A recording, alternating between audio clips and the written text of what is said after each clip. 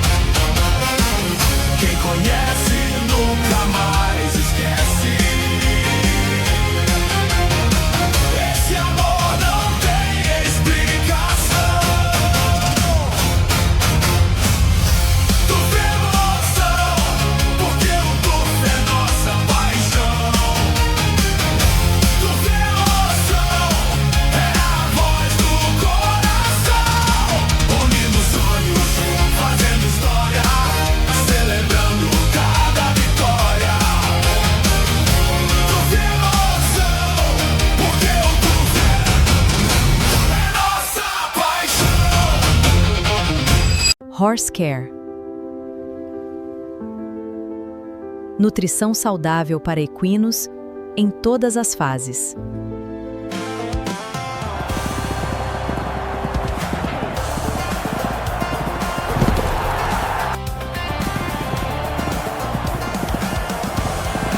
Supra, mais que produtos, resultados. Então, Fábio, poucas pessoas sabem que você vem de uma família muito ligada ao cavalo, né?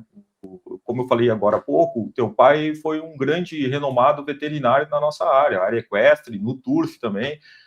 Recebi alguns relatos que ele foi, inclusive, veterinário de um estúdio que foi campeão das estatísticas por 3, 4 vezes em São Paulo. Ele prestava assessoria no Jockey Club de São Paulo. E ele, com essa história dele, de vida, da medicina veterinária, a gente acabou chegando em você, né? E com muita alegria eu fiquei sabendo que tu é um homem do marketing. Queria que tu contasse, então, te apresentasse, né? Falasse um pouco do teu pai, um pouco do início da tua carreira, o que tu faz, enfim. Perfeito, obrigado pela oportunidade, prazer estar falando com Turf Emoção. eu nasci no ambiente do cavalo. Então, meu pai, minha mãe, meus irmãos, a gente sempre estava aos finais de semana no Jockey Club aqui de São Paulo, ou no Clube Hípico Santo Amaro, ou às vezes na Sociedade Hípica Paulista. Sempre o cavalo ele fazia parte do cotidiano, né?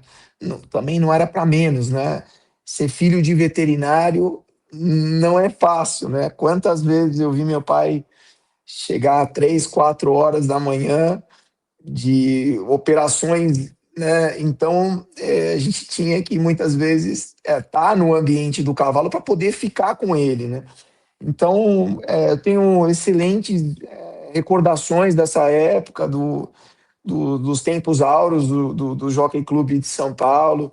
E então, para mim, estar falando aqui com vocês e, inclusive, relembrando essas histórias aí do meu saudoso pai, que todo dia eu penso nele, seja nos conselhos, sejam, né, nas frases, nos bordões, né? Uma pessoa que realmente construiu um legado dentro e fora da família, através aí da história com o cavalo. Como eu disse, né, ser filho de veterinário, às vezes ele não chegava exatamente na hora do começo da festa, mas ele estava sempre lá e marcando presença. Então, ele, na nossa vida, na nossa família e profissionalmente, ele conseguiu gerar um equilíbrio, mas profissional extremamente dedicado. A história dele começou no Jockey Clube de São Paulo, como eu disse, aí nos tempos áureos do Jockey Clube. Eu lembro bem dessa história, escutei do meu pai, escutei da minha mãe também, e do conselho do meu avô, né? Não fique só no Jockey Clube, abra o seu escopo para outros locais onde os cavalos estão. Então, vai exatamente na linha do que você está falando, né? E aí ele entrou, começou a trabalhar no Clube Hípico Santo Amaro, inclusive foi equipe veterinária do Clube Hípico Santo Amaro aí por mais de 30 anos. Minha família, a gente ficou extremamente emocionado, lisonjeado com o fato do clube ceder o naming da veterinária para o meu pai. Isso realmente O nome do foi hospital é o nome do teu pai, né? exatamente. Então, para nós foi uma grande emoção, porque assim como meu pai, eu acredito que nós estamos nessa vida aqui para construir relações, para deixar boas lições, bons exemplos. Por isso que meu pai se foi, infelizmente, em fevereiro de 2023, o dia mais triste da minha vida, mas ele está presente todo santo dia na minha vida, porque os Eu vejo, conselhos. eu vejo em ti uma grande emoção quando falo do teu pai e lembro do meu, que se foi recentemente, e me solidarizo contigo porque é o mesmo sentimento que eu tenho. Meu pai faleceu em janeiro do ano passado e também foi o dia mais triste para mim. E às vezes é importante a gente conversar e lembrar dos antigos, vamos dizer assim, dos velhos, porque eles deixaram um legado importante e a gente vê nesses momentos, quando a gente fala o nome deles para um grupo de pessoas, e esse grupo de pessoas lembram com tanta paixão de tudo que eles fizeram. Que bacana, olha, tenha certeza disso, que o teu pai deixou um grande legado, ele cumpriu essa missão aqui. Mas, Fábio... O que a gente leva dessa vida, né? É o nome, tá certo? Então, Exatamente. eu tenho muito orgulho de pertencer à família que eu pertenço, de ser filho do Dr. Thomas Walter Wolff, e muito, muito feliz de poder trazer aqui um pouco dessa... Eu não, desde então, eu nunca falei assim sobre isso, então está sendo uma experiência legal, assim. E aí me explica um pouquinho como é que tu não foi veterinário, como é que tu foi para o marketing?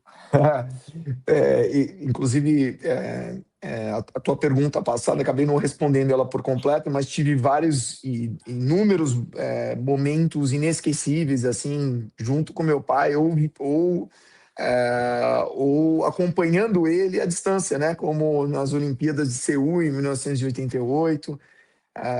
Foram várias Olimpíadas que ele trabalhou, inclusive na Olimpíada do Rio de Janeiro. Ele foi o presidente veterinário dos Jogos Olímpicos,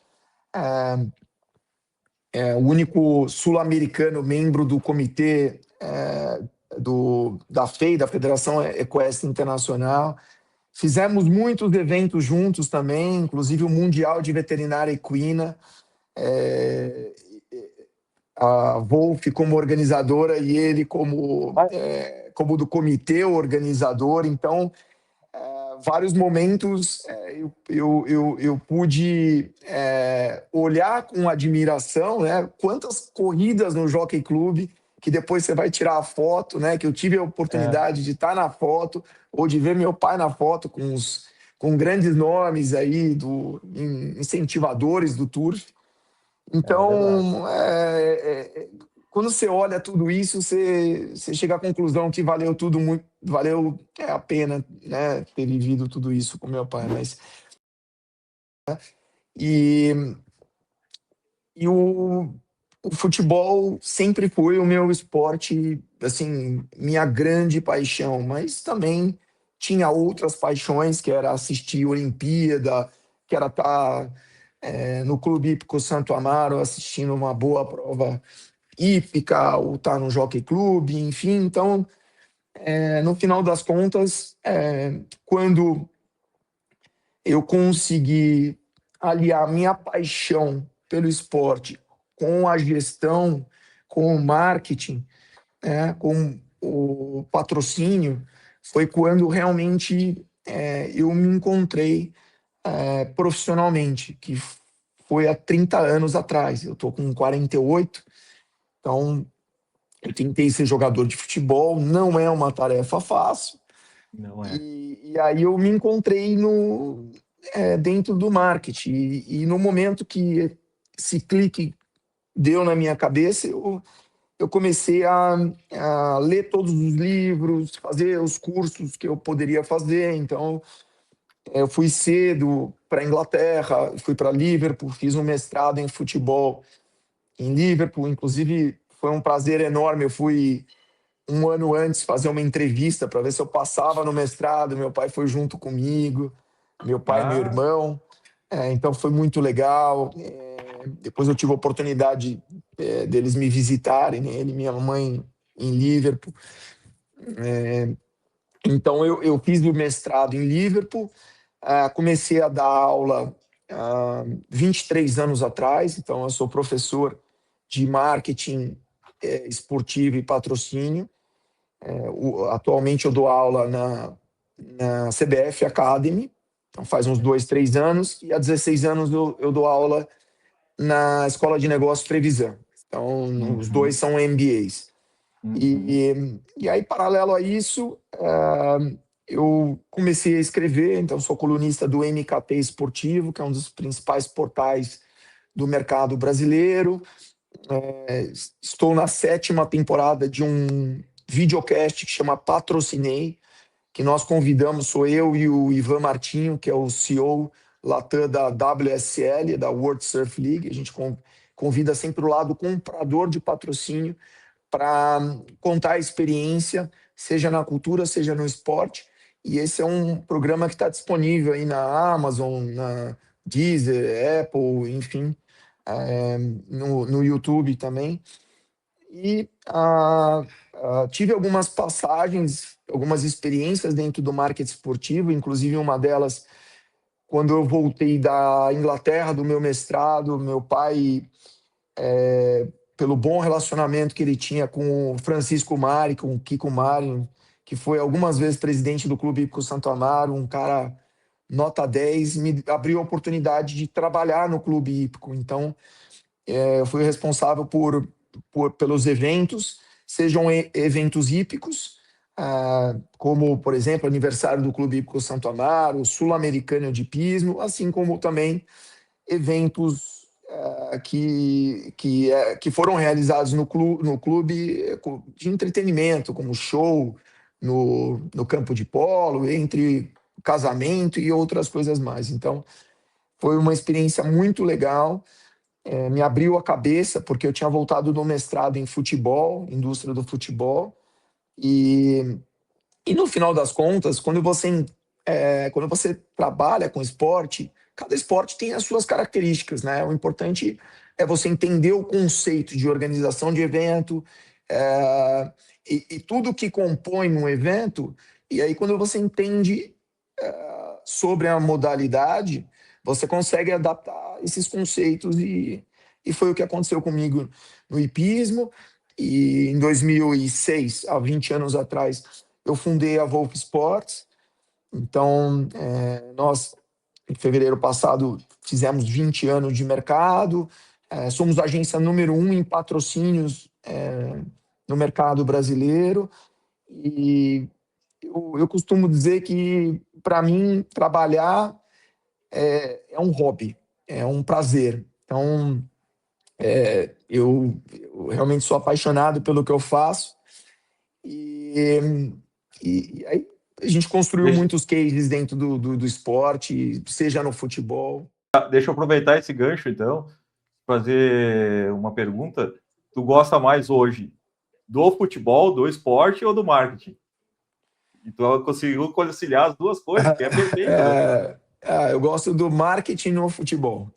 Ah, Eu gosto, eu acho que o esporte, né, como ele envolve emoção, é uma plataforma impactante a nível mundial, né? Obviamente que dependendo do país, o esporte A é o favorito, o esporte B é o segundo, e por aí vai. Mas o esporte é uma paixão mundial. Olha essa Copa do Mundo, por exemplo, nos Estados Unidos, que bateu sim. recorde atrás de recorde. As Olimpíadas, como é um evento que vem a cada edição se consolidando a nível global, né? O que os americanos conseguem fazer no esporte, né? Na NBA, né? NFL, no turf, né? E, enfim, então é muito legal construir histórias e poder ajudar o mercado de alguma forma a se inspirar ou criar outras ideias, e aí isso vai fazendo o bolo aumentar e o mercado se tornar mais profissional, seja ele dentro do esporte, do futebol e em outras modalidades também. Para a gente entender um pouquinho e construindo um raciocínio aqui. Hoje, a Wolf Sports, né, a empresa, ela trabalha em que nível de relacionamento? Eu sei que hoje tu cuida dos contratos do Pedro, do Flamengo, eu pesquisei lá no teu site, enfim, no teu Instagram, mas eu vi que tem mais coisas que a Wolf trabalha, não só o jogador, marcas. Como é que funciona isso para a gente entender? Eu gostei muito que tu falou ali, que tu fez uma base no Clube Hípico em criar eventos, divulgar eventos e promover eventos, né? E que seja qual for o esporte, tu consegue fazer com essa base, né, com as suas peculiaridades e tal. E lá na frente a gente vai trazer isso para o Turf. Mas hoje, o que a Wolf faz no dia a dia no marketing esportivo? Perfeito. O nosso negócio hoje ele é dividido em 5 plataformas. A plataforma 1 é uma plataforma que nós chamamos de tailor-made. Eu costumo dizer que nós não somos vendedores de terno, nós somos o alfaiate. E para você ser o alfaiate, você precisa das medidas, do tecido. Então, ao invés de você sair a mercado vendendo alguma modalidade ou alguma propriedade dentro do esporte, nós procuramos entender quem está do outro lado, né, a empresa, e o que ela precisa, se ela é uma empresa B2B, se ela é uma empresa B2C, se o objetivo dela, através da plataforma do esporte, é fazer relacionamento, é ter o brand awareness, né, a visibilidade de marca, se é gerar conteúdo e experiência, enfim. Então, procurando entender quem está do outro lado, nós temos sido mais felizes ao construir histórias que resultam em cases bem-sucedidos. Quando eu disse que nós somos a agência que mais fecha patrocínio no esporte brasileiro, no futebol, com clubes de futebol, nós temos um histórico de patrocínio em uniforme com 109 clubes. Então, são clubes nacionais e internacionais, né? Inclusive vários aí do Rio Grande do Sul, capital, interior, enfim. Então, isso no futebol. Nós temos um histórico de fechamento de patrocínio em 20 modalidades, né? Então, quanto melhor você extrair o briefing do cliente, mais assertivo vai ser o plano que você vai construir, né? Guardadas as devidas proporções, é como um médico que recebe um paciente no consultório. Se ele consegue fazer as perguntas certas e o paciente consegue responder com propriedade, ele vai saber o remédio para, né? Assim, nós temos tido aí um volume interessante de negócios. O carro-chefe é o patrocínio, 90% do nosso negócio vem do futebol. Plataforma 2, aquisição de direitos. Então, toda vez que tiver um direito de terceiro no mercado disponível, que seja possível nós investirmos, eventualmente nós podemos comprar esse ativo. 3 são os projetos proprietários. Então, nós criamos alguns projetos que recebem um aporte da lei de incentivo, né? Seja estadual ou federal, como a Brasil Ladies Cup, que é a Semana do Futebol Feminino no Brasil. É um evento que tem 2 dias de workshop, um torneio profissional de futebol e ações sociais. Então, são alguns projetos que foram criados com o objetivo de promover modalidades como, no caso, o futebol feminino. 4, gestão de imagem de atletas. Nós fechamos inúmeros negócios juntando as pontas, né? Quem quer comprar com quem quer contratar um embaixador de marca. Então, nós fechamos, por exemplo, o 3º contrato da carreira do Neymar, nós fechamos patrocínio para o José Aldo, do MMA, para Raíssa Leal, do skate, entre outros atletas, né? E em 2022, nós fomos convidados para cuidar da imagem de um menino de 15 anos que jogava nas categorias de base do Palmeiras, que é o Endrick. E aí nós aceitamos o desafio. Foi uma experiência muito desafiadora. Nós começamos a trabalhar com um menino que não tinha 100 mil seguidores no Instagram, hoje ele está batendo quase 24 milhões. Nós fizemos uma construção de imagem importante que acabou resultando em patrocínios com grandes players mundiais, como a Red Bull, como a Natura, que foi o primeiro rosto esportista da história masculina, da história da Natura, Disney, Warner, Panini. E do case bem sucedido com o Endrick, vieram outras oportunidades, como o Luiz Guilherme, que joga no Sporting de Portugal, menino também da base do Palmeiras. Luiz Guilherme, Endrick, Vitor Reis, Estevão, os 4, geraram mais de 1 bilhão em venda para o clube. Então, dos 4, a gente trabalhou com 3, né? Tá. Então, no caso do Luiz, ele está hoje no Sporting. Nós cuidamos da imagem do Vitor Reis, que é atleta do Manchester City, inclusive deve fazer parte desse ciclo agora do Carlo Ancelotti para a próxima Copa do Mundo. É um menino que tem uma cabeça muito boa, uma família bem estruturada, sabe onde quer chegar. Foi capitão de todas as seleções de base do Brasil. Nós fomos procurados aí pelo staff do Pedro, do Flamengo. Foi uma honra ter acontecido aí esse approach. E hoje a gente trabalha com o Pedro. Tem 2 meninos em Portugal, que é o Davi e Kevin McKinney. Então, enfim, gestão de imagem de atletas. E a 5ª plataforma é a SAF do Juventus da Moca, Nós participamos da concorrência, ganhamos isso e assinamos aí como Como SAF. agência, exatamente, como agência comercial exclusiva do Juventus. Então, esse é o nosso negócio, nós fazemos aí em torno de 200 negócios no ano, é bem pulverizado e, como eu disse, né, é um Nossa, prazer trabalhar com é, esporte.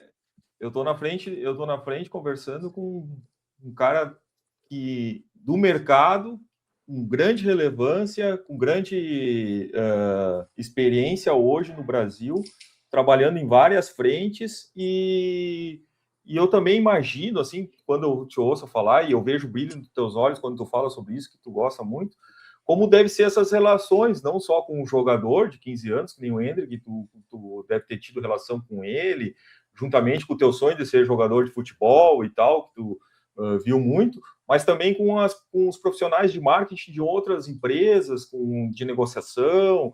Deve ser um dia a dia assim puxado, mas bastante rico, né? Deve te relacionar com com várias pessoas heterogêneas, né? Que legal, muito bacana esse negócio da Wolf aí, é bom a gente conhecer.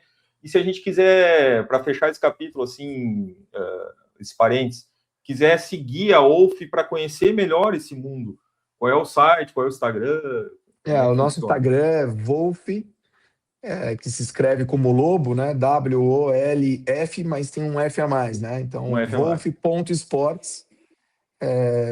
Nos sigam no Instagram é, e o meu é Wolf underline Fábio.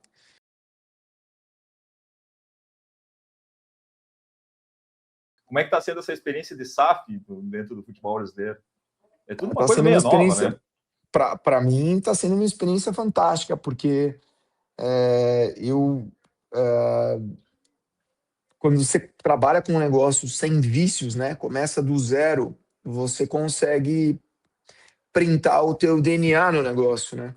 Então, esse foi um Ah, trabalho que, quando o clube passa a ser SAF, todos os contratos anteriores, eles não continuam, né? Então, nós começamos num trabalho super bem alinhado, é, de buscar marcas, empresas que tenham atributos que se conectem com a história do Juventus, que é um clube fundado por imigrantes italianos, que tem uma força no bairro da Moca, que é o segundo time de todo o paulistano, que tem uma das camisas mais bonitas do futebol brasileiro. o que leva, assim, o que faz uma marca decidir investir num esporte ou num clube? O que tu vê, assim, que eles dizem assim, eu vou investir nisso porque... O que traz valor para eles, assim? Uma marca qualquer, não precisamos entrar em nome de marca, mas, claro, a gente hoje, lógico, sabe por que eu estou fazendo essa pergunta e me veio essa pergunta? Porque tu falaste uma hora em Neymar, né, em Hendrick, e falaste em Caxias, Inter de Santa Maria, Brasil de Pelotas. O que faz ela? É o bolso da pessoa lá, do investidor? Me explica um pouquinho melhor isso aí. Não sei se eu fiz entender. A plataforma do entretenimento é a indústria que mais cresce no mundo.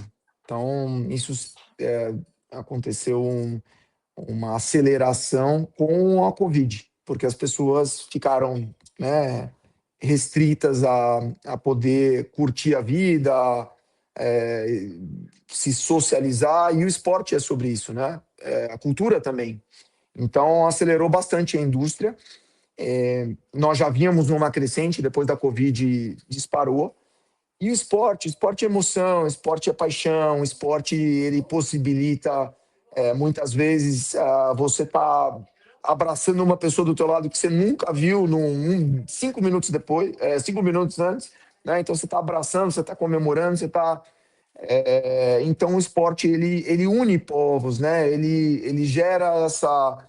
E as empresas, quando elas buscam o patrocínio, seja no esporte, na cultura, elas querem encontrar um meio de tocar o coração das pessoas, de encurtar a comunicação, de criar uma conexão com essas pessoas. Então, a gente está falando de futebol, mas a gente poderia estar falando de turf, por exemplo.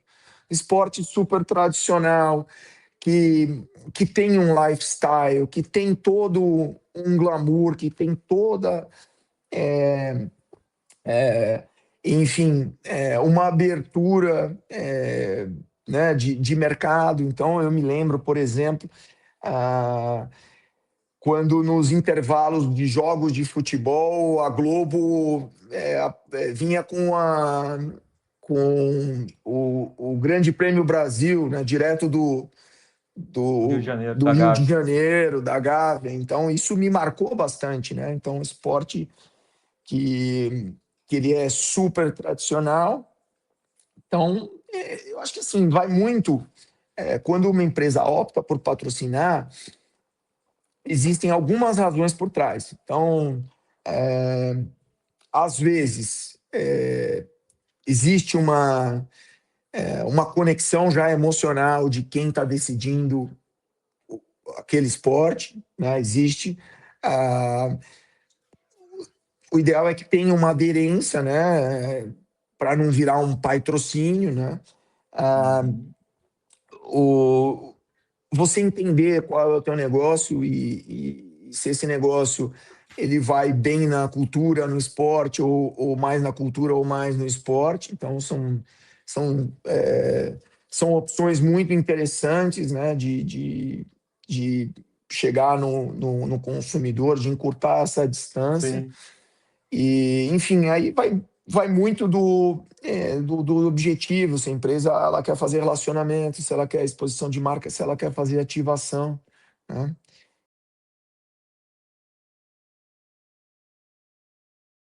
Aonde a gente pode, uma pequena palavra, botar lá em cima e botar lá embaixo. Como administra hoje um esportista quando ele diz assim que tem lado? Vocês chegam a entrar nessa rota também de negócio? Você colocou um ponto muito importante, né? A rede social ela te leva para cima, ela te leva para baixo na mesma velocidade, né? Talvez para baixo seja até mais rápido, né? Porque nós conseguimos cruzar uma informação, um mundo em segundos. Então, quando uma pessoa se torna pública, ela, ela passa a ser seguida, ela passa a ser muitas vezes admirada, e as pessoas querem saber sobre a vida dela, né? Então, existem as pessoas que querem saber a vida dela porque né, se assemelham, gostam, tem as pessoas que são os haters. Então, na verdade, a rede social é um fórum aberto entre pessoas que gostam de seguir, que gostam de se espelhar, que gostam de consumir conteúdo, e que muitos são especialistas, né, sommeliers em vários assuntos que muitas vezes não tem, né, que não tem estudo e know-how para falar. Então, eu costumo ser conservador quando a gente vai aconselhar um cliente sobre posicionamento político, sobre um tema mais sensível, mais polêmico. Então, Vocês trabalham essa área também? sim, é muito importante porque gerir crise não é uma opção. Você vai gerir a crise, tem todo tipo de crise, mas tem aquelas crises que são evitáveis, né? Uma frase que eventualmente o atleta quis dizer mas colocou num contexto que pode gerar subjetividade, e aí o jornalista pode levar para o outro lado, ou ele tira e coloca, né? Obviamente que eu não estou generalizando, eu acho que tem grandes jornalistas, mas tem os que buscam polêmica, né, que a gente sabe bem que é isso Sim. que gera O bastante corte, né? clique. Exatamente. A O publicidade corte também negativo, migrou, né? né? Exato. A publicidade, ela migrou, né? A publicidade tradicional, quem não se reinventou, desapareceu. Então, ela migrou para o digital, né? E para você fazer dinheiro no digital, você precisa ter seguidores, Chamar precisa ter atenção. clique. Exatamente. Então, tem os jornalistas que fazem um trabalho sério, tem aqueles que gostam de de ficar criando polêmica. Então, na dúvida, eu sempre aconselho para evitar temas polêmicos, se possível, evitar posicionamento político, que isso a gente, principalmente nesse momento no Brasil, nós estamos numa polarização, né, que é 8 ou 80, né? Então, extrapolou demais, né, a polarização do exato. Brasil, né? E não é porque você é uma pessoa pública que você tem que se posicionar em todos os assuntos, entendeu? Então, tem que tomar muito cuidado, porque, como eu disse, né, você criar uma marca e você, como a gente estava comentando, por exemplo, do meu pai, né? Quando meu pai se foi, ele tinha construído tudo o que ele desejava na carreira, né? Então, Olimpíadas, enfim, Pan-Americanos, provas de turf nacionais, provas de turf internacionais. Ele viveu uma vida, né? Mas foi uma imagem que foi construída com muito trabalho, com muita ética, com muita transparência, né? Não é à toa que a gente estava conversando antes de entrar no ar. Você falou, puxa, é impressionante como o nome do teu pai é bem falado. Então, no final das contas, é o que a gente leva da vida, né? Então, eu aprendi muito com meu pai e com minha mãe, com a educação que eu tive na minha casa, a ter foco, a trabalhar de uma forma correta e honesta, porque a construção ela é lenta e gradual, mas a destruição é 2 segundos.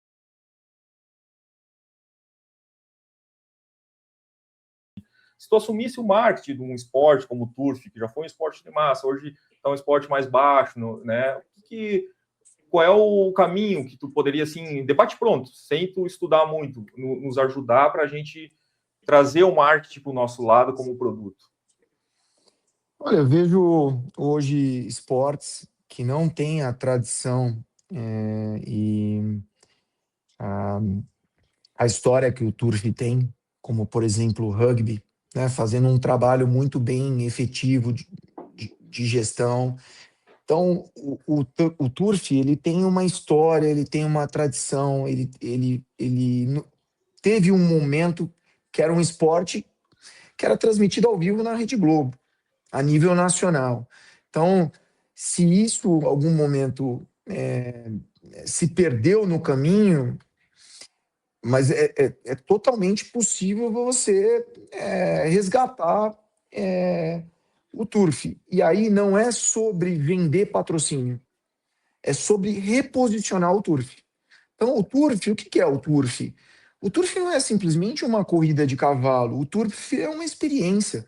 Eu me lembro, por exemplo, como eu já comentei aqui, de passar um dia no Jockey Club de São Paulo e ser um programa super gostoso, de dar a volta com pônei, naquelas gramas que ficam na frente, de brincar, de correr, de almoçar num restaurante gostoso, de passar um dia agradável num lugar que é maravilhoso, né? Aquele ambiente do turf, ele é muito legal. Então, não é sobre conseguir vender o turf, é sobre reposicionar o turf. Então, trazer o público jovem, resgatar o público mais velho, para passar um dia gostoso num Jockey Club, seja ele em São Paulo, seja ele em Bagé, seja ele no Rio de Janeiro, né? Proporcionar uma experiência de família e criar conexões, né? Como, por exemplo, você me fez perguntas que me remeteram a coisas que tocam o coração, né? De lembrar do meu pai, de lembrar dos domingos no Jockey Club de São Paulo com meus irmãos, com a minha mãe. Então, são coisas afetivas que o esporte te traz, que o turf te traz, mas óbvio que para você proporcionar essas experiências, você tem que ter o mínimo de planejamento e estrutura, né? Um bom restaurante, ou alguns restaurantes, comunicar, trazer o amante através de promoções, através de atrações para um domingo gostoso num Jockey Club, qualquer que seja esse Jockey Club, né? Para você, né? E no momento que você é, consegue proporcionar esse evento de entretenimento, obviamente que as marcas querem estar lá, né? Elas não querem patrocinar um evento que no final das contas vão ter 15 apostadores, 50 apostadores numa terça-feira fria, sem nenhuma atração a não ser assistir uma corrida de cavalo, que na minha época, por exemplo, com meu pai, a gente assistia pela televisão, né? Hoje você pode assistir pela internet, às vezes você pode ficar em Pelo casa, YouTube. então você quer apostar, às vezes você não vai nem ao, né? Então ele tem que ser esse ambiente, né, de família, esse ambiente de portas abertas, que as pessoas são bem-vindas, né? É óbvio que a gente está falando de um esporte que ele tem um viés elitista, mas é um esporte que, assim, qualquer um pode entrar no Jockey Club De graça. e de graça e ter aquele entretenimento que é muito legal, mas para esse reposicionamento da modalidade acontecer, é importante que nós tenhamos pessoas que amam a modalidade, né, e que elas se organizem, né, encontrem investidores e que possam trabalhar, porque se um dia o turf foi grande, ele pode voltar a ser, mas tem que. Olha, por exemplo, os Estados Unidos, né? Olha o trabalho que o americano faz com turf, né? E o É. Brasil, quantas vezes cavalos brasileiros, eu me lembro da época do meu pai, vou viajar para a Argentina, vai ter uma corrida X, blá blá blá, tal. Então, quantas vezes os cavalos brasileiros viajaram para representar o Brasil, como você mesmo mencionou? É mania de economista, tá? Deixa eu fazer um resumo aqui para ver se eu entendi. O meu público entendeu, eu vou ver se eu coloquei. Não adianta eu ter um marketing forte, trazer marcas, pensar em trazer marcas primeiro, se eu botar pessoas para dentro do hipódromo, por exemplo, o Jockey Clube de São Paulo, o Jockey Clube do Rio Grande do Sul, enfim, na Gávea e no Rio, e não tiver a estrutura, como você falou, uma boa experiência. Porque aquela pessoa que não tiver boa experiência vai criar um fato negativo e não vai voltar, né? Então seria mais ou menos isso. Fazer o dever de casa, a estrutura bem organizada, e para poder fazer um marketing para trazer o público e o público aí consumir isso aí, as marcas vão querer fazer daí um investimento dentro desse produto. Seria mais ou menos isso, assim, o resumo, né? Pelo que eu entendi. Exatamente. Fazendo um paralelo, por exemplo, com o futebol, na década de Uhum. 80, comprar ingresso era uma aventura, né? Você tinha que pegar grandes filas para comprar ingresso, ir ao jogo de futebol, deixar o carro com flanelinha que te cobravam um valor, né, abusivo, sentar no cimento, ir ao banheiro que não, ou era químico ou não tinha condições de Sim. te receber, comprar um salgadinho que já vinha rachado no meio, ou seja, É. e aí o que acabou acontecendo? O futebol, ele entrou numa decrescente, porque no final das contas, eu sou consumidor de entretenimento. Então, se ir a um jogo de futebol era na década de 80, na década de 90, às vezes, era uma experiência legal, mas ao mesmo tempo trabalhosa, às vezes, às vezes o conteúdo do esporte também não era, às vezes você ia num jogo de futebol com toda né, esses desafios que eu estou mencionando, e às vezes o resultado do conteúdo não era. O cinema, por exemplo, começou a roubar. Ia ao shopping, era seguro, você parava o carro, você tinha óbvio, É. dependendo do filme que você escolhia, era uma qualidade. Então, no final das contas, é o entretenimento versus o entretenimento. Com a Copa do Mundo, enfim, investimentos novos, hoje nós temos arenas multiuso, como o Grêmio tem, ou como o Beira-Rio, que foi revitalizado e que está lindo. enfim, como a Neoquímica, como o Nubank, como outros, que hoje você tem uma experiência de consumidor, né? Você tem uma experiência agradável, você não passa mais perrengue. Então, quando eu quero dizer isso sobre o Turf, não adianta vamos dizer, um jockey clube ser super tradicional, ter mais de 100 anos, se no final das contas você vai no banheiro, a privada não funciona, ele está caindo aos pedaços, o restaurante não tem o que te oferecer, né? Então, as Não tem pessoas... pessoas para te explicar o que é o turf ali, a receptividade, né? Exatamente, também. Hoje Então, a te gente dá vê aquela muito assim, ó, sensação...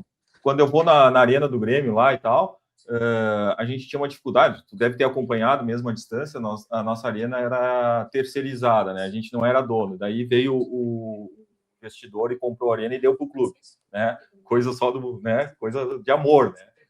E antes, quando a gente ia num jogo do Grêmio, tu tinha dificuldade, as pessoas não te davam conversa, tu não tinha...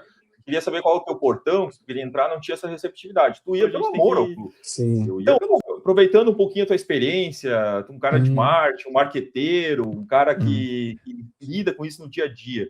Eu tendo esse produto, feito esse dever de casa, nós temos hoje o maior ídolo do turf mundial, que não é reconhecido no Brasil, o J. Ricardo, que é o maior ganhador mundial de corridas. Tem mais de 13.300 vitórias. Está saindo um filme dele agora. Até mando um abraço para o Richard Ávila, que é o nosso presidente de marketing da associação, vice-presidente de marketing da associação. Nós temos esse produto, nós temos um ídolo. O Ricardinho, na Argentina, ele é parado pelos... Ele vai pegar um táxi, o cara conhece ele, que é autógrafo. Aqui no Brasil a gente não tem isso. Então tem alguma coisinha que a gente não está fazendo certo ali. O que hoje a gente poderia fazer? O que poderia me ajudar, assim, dizer assim, Mackenzie, vocês estão fazendo base, estão fazendo isso, estão fazendo aquilo. Eu poderia fazer uma reunião de trazer algumas empresas assim, para ter essa experiência, eu poderia trazer influenciadores. O que seria assim, um caminho para começar, para escalar?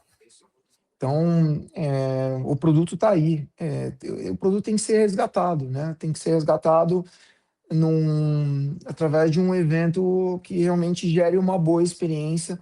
E ao gerar uma boa experiência, as empresas vão se interessar em investir nesse evento porque elas querem criar uma conexão com o público, tá? Então, por exemplo, eu me lembro de Grande Prêmio de São Paulo, que as pessoas iam vestidas com roupas, tinha todo né, era um evento, chapéu, era um evento super interessante e super agradável, né, de você ter aquela experiência toda. Então, tem um pouco sobre o lifestyle, sobre o glamour, sobre ser inclusivo, né? Então, muitas vezes você vê grandes amizades entre proprietários e tratadores e pessoas mais simples, né? Que muitas vezes às vezes o proprietário tinha até uma relação melhor com esses profissionais do que com familiares. Então, você vê o quanto que o turf ele é inclusivo, né? Mas eu acho que cara, você tem a história na mão. É uma questão de trabalhar esses atributos que o turf tem.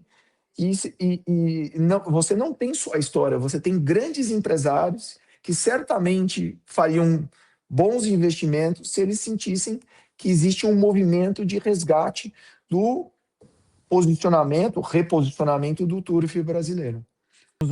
Nós temos um camarote no Nubank Park, nós temos cadeiras VIP na Neoquímica Arena, justamente porque a gente sabe que ao convidar um cliente para um evento, pode ser futebolístico ou musical, você está proporcionando para o teu convidado a experiência que muitas vezes pode ser única, né? Porque a pessoa quer ver o artista ou, de repente, vai ver um jogo memorável.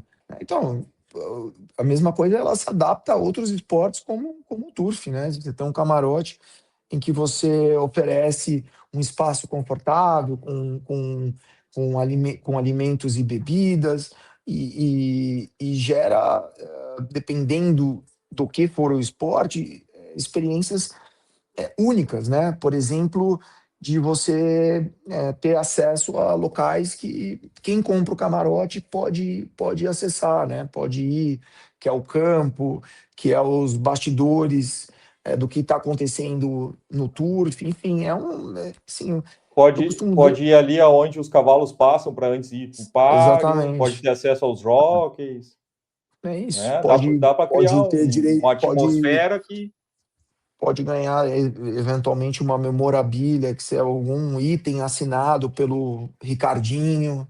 Então, assim, o esporte, eu costumo dizer que o esporte, o céu é o limite. Então, quando você envolve emoção com criação, boas ideias surgem e não há desculpa para falar, esporte já passou a época dele, não.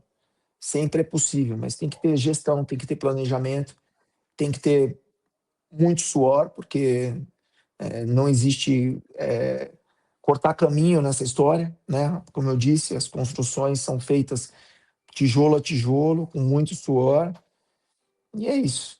Precisa entender a história, né? É importantíssimo, né? E aí hoje, uma vez que você entende esse histórico, esse cenário todo, você faz um trabalho de consultoria, entendendo quais são os pontos fortes, fracos, oportunidades e ameaças, que é a nossa famosa análise SWOT, e é, aí, a partir dela, começar a trabalhar, né, para fortalecer os pontos positivos, né, potencializar as oportunidades e, ao mesmo tempo, trabalhar para minimizar os pontos fracos, né, e as ameaças. Então, no final das contas, o turf ele é um esporte como o futebol, como o vôlei, como o basquete, né? E por que que nos Estados Unidos tudo que o americano bota a mão dá certo? Porque ele entendeu como se faz o entretenimento. Então, qual é a similaridade do turf com o futebol?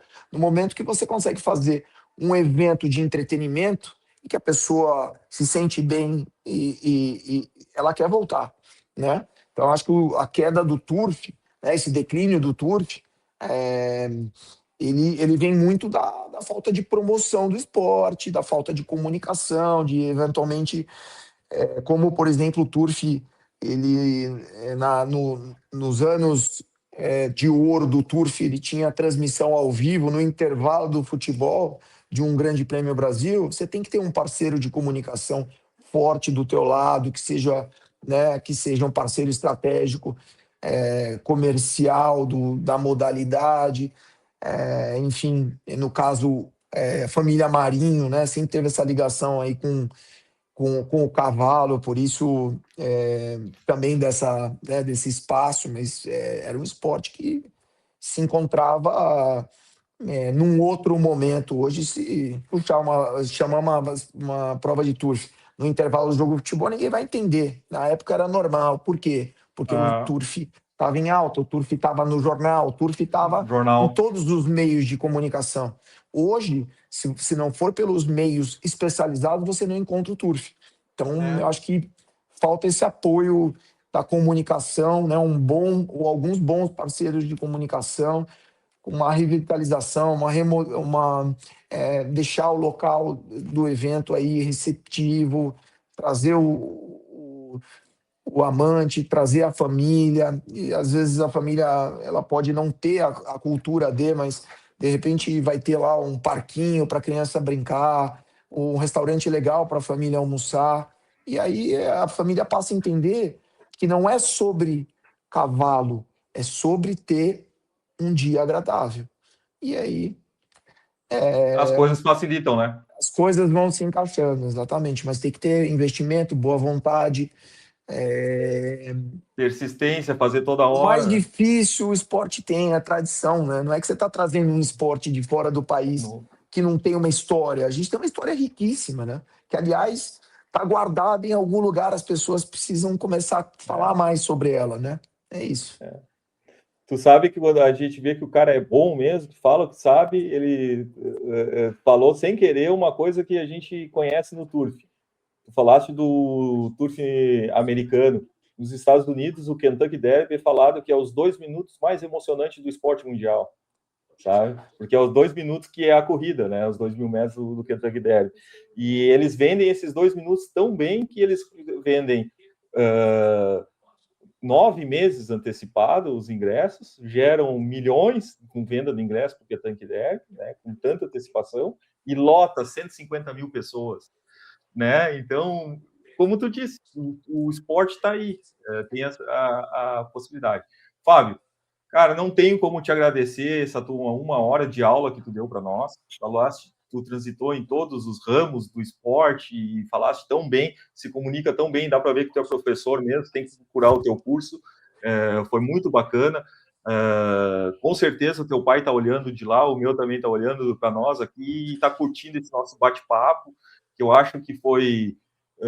eu sei que bater papo sobre um assunto que não é o teu assunto do dia a dia, que é o nosso esporte, o turf, às vezes pode gerar uma certa complexidade e tal, mas eu acho que fomos bem, eu acho que vencemos bem esse conteúdo, acho que podemos transmitir boas coisas, boas energias, boas ideias, e quem sabe o turf mais para frente volte a conversar para te ter como parceiro. Eu acho que seria uma boa ideia dos nossos dirigentes, turfistas, e quem sabe, se tu abrir as portas, a gente possa voltar a conversar nessa tua agenda, que eu sei que é tão difícil aí por tantos negócios que a Wolf faz. E dizendo isso, te agradecendo, eu te deixo a palavra final para se despedir da nossa conversa. Espero que tu tenha gostado. Gostei muito, foi uma experiência diferente, nunca havia falado sobre marketing no turf, então foi desafiador. Espero que eu não tenha falado nenhuma besteira aí, enfim, que as pessoas curtam aí o conteúdo. Te agradecer aí pelo convite. É um convite que veio com muita emoção, então, porque ter um espaço para falar sobre meu pai, sobre tudo que ele representou e representa para mim, é realmente emocionante, assim. Então, te agradecer e que o esporte ele volte a viver os melhores momentos. Pessoal, nós conversamos então com o Fábio Wolf, uma conversa muito legal, foi desafiadora para mim também, eu estava um pouquinho nervoso, porque eu não sou jornalista, não é o meu dia a dia, mas o Fábio me deixou muito tranquilo, porque eu estou aqui na frente do maior marqueteiro do esporte brasileiro, pode ter certeza disso. Eu pesquisei, eu sei que o Fábio está nas cabeças, e vamos seguir o Fábio, que a gente vai aprender muito com ele. Fábio, boa noite, obrigado. Obrigado mais uma vez.